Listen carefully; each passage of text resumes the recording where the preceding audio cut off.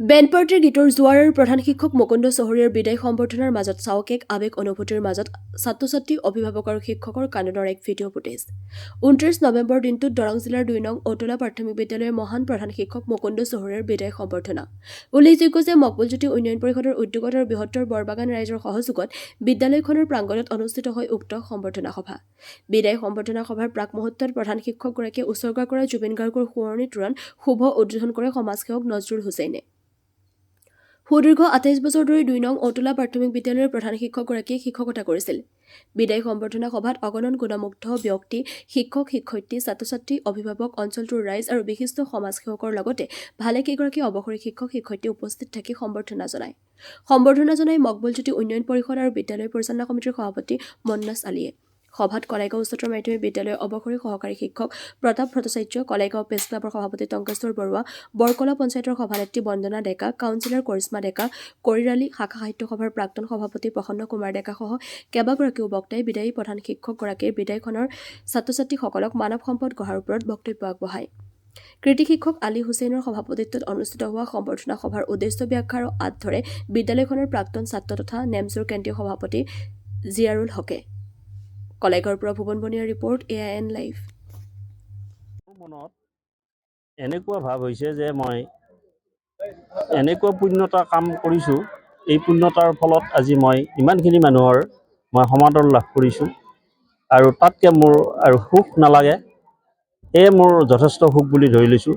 মোৰ চাকৰিকাল শেষ হওঁতে মই কোনো দুখ পোৱা নাই, মই আনন্দ পাইছোঁ।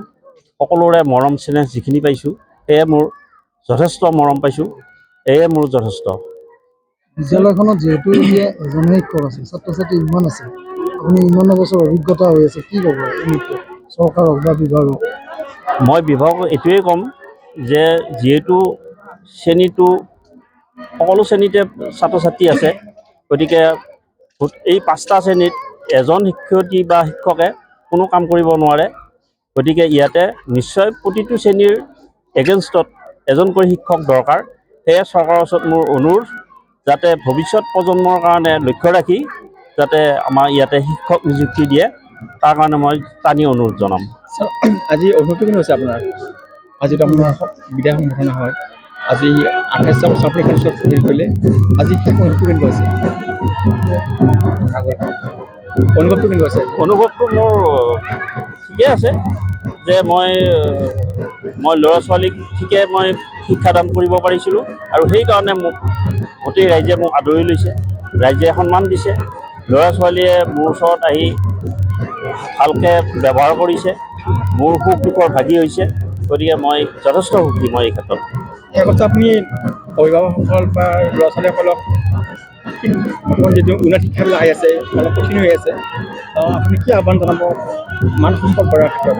প্ৰতিযোগিতাৰ যুগ যিহেতু, ল'ৰা ছোৱালী শিক্ষিত হ'বৰ কাৰণে মাক দেউতাক নিশ্চয় সচেতন হ'ব লাগিব আৰু মানে প্ৰাইভেট স্কুলত যিখিনি গুৰুত্ব দিয়ে তাতকৈ যদি আমাৰ চৰকাৰী স্কুলত গুৰুত্ব বেছি দিয়ে তেতিয়াহ'লে বহুতখিনি উন্নতি লাভ কৰিব ল'ৰা ছোৱালীয়ে। তেখেতৰ জীৱন যৌৱন ইয়াত অতিবাহিত কৰিলে, 28টা বসন্ত তেখেতে ইয়াত গৰকিলে, আমাক তেখেতে চকুদান দিলে। এই পিছপৰা অঞ্চলটোত তেখেতে যিমান কষ্ট ত্যাগ স্বীকাৰ কৰি এই পিছপৰা অঞ্চলৰ ছাত্ৰ ছাত্ৰীক মানৱ সম্পদ গঢ়ি তোলাত তেখেতৰ যি কৰ্মৰাজি, এই কৰ্মৰাজিত আমি আমাৰ মানৱ পথত সদায় তেখেত চিৰদিন জিলিকি থাকিব। তেখেতৰ যি অনবদ্য প্ৰয়াস আছিলে, এই প্ৰয়াসটো এক খুব দুৰ্দান্ত প্ৰয়াস আছিল বুলি ক'ব লাগিব, কিয়নো তেখেতে ছাত্ৰ ছাত্ৰীসকলৰ লগত এগৰাকী শিক্ষক হিচাপে নহয়, এগৰাকী বন্ধু হিচাপে তেখেতৰ কৰ্মজীৱনৰ সময়ত তেখেতে বন্ধু হিচাপে তেখেতে ব্যৱহাৰ কৰিছিলে বা বন্ধু হিচাপে তেখেতে গঢ়ি তুলিবলৈ চেষ্টা কৰিছিলে নিজকে। আৰু ছাত্ৰ ছাত্ৰীসকলে এগৰাকী শিক্ষক হিচাপে নহয়, এগৰাকী বন্ধু বা বান্ধৱী হিচাপে তেখেতক আঁকোৱালি লৈছিলে। আৰু আমি এগৰাকী আমি সমাজ হিতৈষী ব্যক্তি হিচাপেও তেখেতে এই 28টা বছৰত প্ৰতিষ্ঠা লাভ কৰা আমি দেখিবলৈ পাইছিলোঁ। গতিকে এই বিদায়খনত আমি খুবেই মৰ্মাহিত।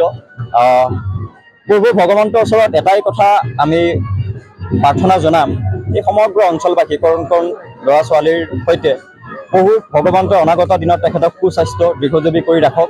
তেখেতৰ যি মহান লক্ষ্যৰ উদ্দেশ্য আছে, সেই মহান আৰু লক্ষ্য উদ্দেশ্য যাতে তেখেতে আমাৰ মাজত সদায় সেই লক্ষ্য আৰু উদ্দেশ্য লৈ আমাৰ মাজত থাকে আৰু বিভিন্ন সময়ত আমাৰ বিপদৰ সময়ত যাতে তেখেতে আমাক দিহা পৰামৰ্শ দিয়ে। এই সমাজখন সৰ্বাংগী সুন্দৰ উন্নয়নমুখী কৰি তুলিবৰ কাৰণে তেখেতৰ যি পৰামৰ্শ, সেই পৰামৰ্শ আমাৰ চিৰকাম্য।